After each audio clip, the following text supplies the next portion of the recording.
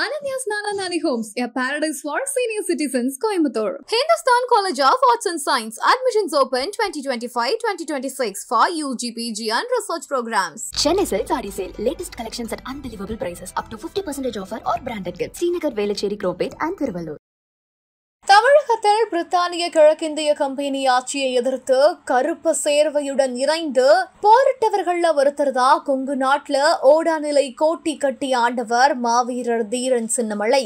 இன்னைக்கு அவரோட நினைவு தினத்துல கன்னியாகுமரி பாராளுமன்ற உறுப்பினரான திரு விஜயவசந்த் அவர்கள் அவரு நமது தாய் நாட்டிற்கு ஆற்றிய ஒப்பற்ற சேவைகளை அவரோட நினைவு தினமான இன்னைக்கு நினைவு கூர்ந்து அவருக்கு நன்றியை கூறுவோம் அப்படின்னு தன்னோட எக்ஸ் வலைதள பக்கத்துல பதிவு போட்டிருக்காரு.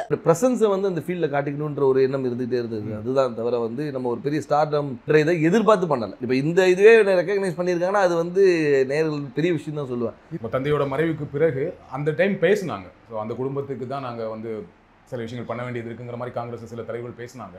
ஸோ எளிமையாக நடந்துருச்சு அவங்களுக்கு இந்த சீட் வந்தது இல்லை அப்படின்னு நம்ம சொல்ல முடியாது. ஏன்னா வந்து அதாவது அப்பாவோடைய தொண்டு காங்கிரஸ் கட்சிக்கு பார்த்தீங்கன்னா வந்து ஈடு கொடுக்க முடியாத ஒரு இது கட்சிக்கு மட்டும் இல்லை, மக்களுக்கும் சரி, சமுதாயத்துக்கும் சரி, அதே மாதிரி வந்து வியாபாரிகளுக்கும் சரி. ஸோ அவங்களோட ஜேர்னி வந்து ஒரு பெரிய ஜேர்னி. அவங்களுடைய கனவு ஃபுல்ஃபில் ஆனது 2019 ஒரு எம்பி ஆகி அவங்களுடைய அந்த டேர்மை முடிக்க முடியாமல் அவங்க வந்து கொரோனாவால் பாதிக்கப்பட்டு இறந்துட்டாங்க. இதில் வந்து என்னென்னா வந்து அந்த டைமில் தான் வந்து எனக்கு வந்து அப்பாவோட கனவுகளை நிஜமாக்கணும். ஏன்னா அது வரைக்கும் இருக்கும்போது நம்ம ஒரு ஃப்ரண்ட் ரன்னராக இல்லவே இல்லை. நான் வந்து அரசியல்னாலும் அப்பா கூட நான் ஈடுபாட்டில் இருந்தேன். நான் ஃபஸ்ட்டு அப்பா மேயர் எலெக்ஷன்லேருந்து கேம்பெயின்ஸ் போயிருக்கேன்.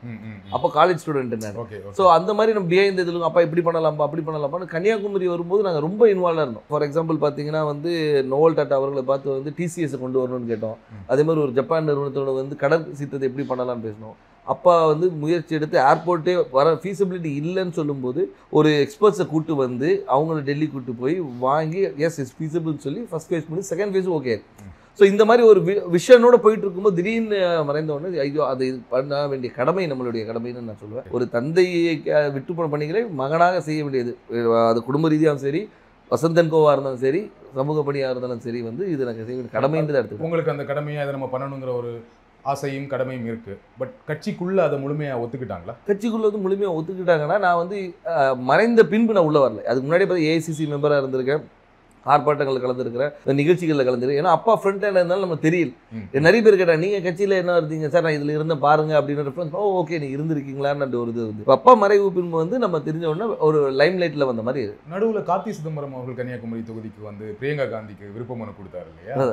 அப்போ எப்படி இருந்துச்சு அது? அப்போ எனக்கு என்ன தோணுச்சுன்னா, ஓகே கட்சிக்குள்ள முன்னாடியே அதுக்கு முன்னாடியே பேசிட்டு இருந்தாங்க, விஜய் வசந்துக்கு தான் தொகுதி கொடுக்க போறாங்க அப்படின்னு பேசிட்டு இருக்கும்போது இந்த ஒரு நிகழ்வு நடந்தது.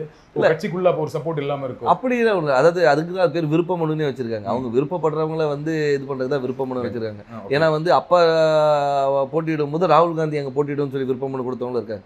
ஸோ அதனால அந்த விருப்பத்தை வந்து ஒரு அகில இந்திய தலைவர் நம்ம தொகுதியில் கன்னியாகுமரி வந்து காங்கிரஸோட கோட்டையாக இருந்த ஒரு இது, காமராஜர், குமரி அனந்தன் இவங்கெல்லாம் வெற்றி பெற்ற ஒரு இது, டென்னிஸ் எல்லாருமே வெற்றி பெற்று ஒரு காங்கிரஸோட இதாக இருந்தனால அந்த ஒரு பலம் இருக்கிறதுனால வந்து பண்ணால் நல்லா இருக்கும்ன்ற ஒரு இது. இப்போ சீட் கொடுத்தாச்சு, எந்த அளவுக்கு நம்பிக்கையாக இருக்கீங்க?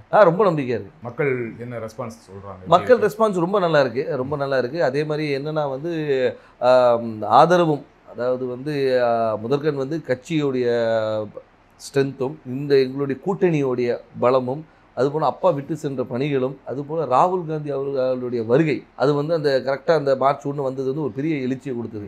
எங்கள் தொண்டர்கள் மத்தியிலும் சரி, பொதுமக்கள் மத்தியிலும் ஓகே நம்ம ஊர் வந்திருக்காங்க, அவர் பண்ண, அதாவது ஒரு தலைவராக வராமல் ஒரு தொண்டனாகவும் சராசரி மனிதனாக வந்தார். இப்போ நீங்கள் வந்து எல்லா தலைவரும் வராங்க, மீட்டிங் போடுறாங்க. அப்படி இல்லாமல் ரோட்டில் ஒரு டீ கடையில் நின்று ஒரு பையனை கூப்பிட்டு பேசி அவங்ககிட்ட ரன்னிங் இன்ட்ரெஸ்ட் இல்லைன்னா ஷூஸ் இருக்கா, இல்லைன்னா ஷூஸ் வாங்கி கொடுத்து அனுப்புகிறேன். ஸோ இந்த மாதிரி ஒரு இதுக்கு பர்சனல் கனெக்ட், திடீர்னு போய்ட்டு ஸ்கூலில் போய் தண்டனை எடுக்கிறாரு, இன்ட்ராக்ட் பண்ணுற ஸ்டூடெண்ட்ஸோட. அதே மாதிரி பார்த்தா இதுக்கு முந்தின இதில் பார்த்தா நெசவாளிகளும் சரி, விவசாயிகள் இன்ட்ராக்ஷன், மீனவர், அந்த மாதிரி எல்லாரோட கனெக்ட் பண்ணும்போது வந்து நம்மளோட ஒருத்தர் அவர் அப்படின்ற ஒரு அஃபினிட்டி வருது. அது போக மட்டும் இல்லாமல் இப்போ ஆளுகின்ற பிஜேபி அரசு மீது உள்ள எதிர்ப்பும் அதிருப்தியும் கூட ஒரு பெரிய பலமாக இருக்கும். கன்னியாகுமரியில் பிஜேபிக்கு கொஞ்சம் ஸ்ட்ராங் இல்லையா?